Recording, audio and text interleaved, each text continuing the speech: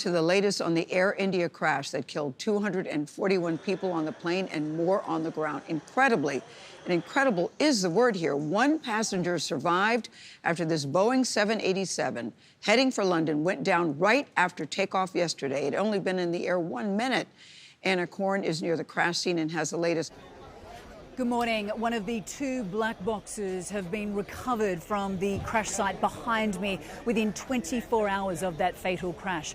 Authorities are now one step closer to understanding what caused India's worst aviation disaster in more than a quarter of a century.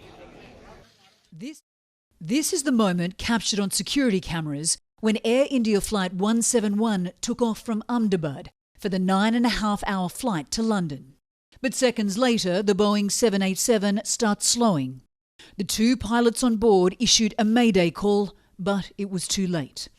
The plane crashes with 242 people on board, careening into accommodation buildings used by medical students, bursting into an inferno. Miraculously, a British man, Vishwas Kumar Ramesh, walked away from the crash. His brother in England described the moment the family heard from him. He video called my dad. As he crashed, he said, "Our plane's crashed. I don't know how I'm alive, how I exited the plane. This is a miracle he survived." This is India's worst aviation disaster in over 25 years. Here at the crash site, forensic teams are on the scene, officials are arriving, ambulances are here. We're getting reports that there are multiple pieces of body parts littered throughout the wreckage and that it will take DNA testing to know the final death count. Any comment from Air India at this stage? Anything that you would like to say to the families of the victims? No, that somebody else will be talking. This family begged authorities for access to the site.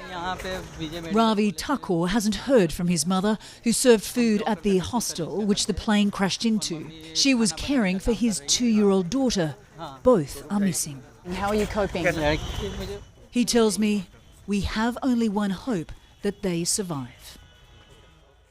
The United States and Britain have sent officials to help the Indian government with its investigation.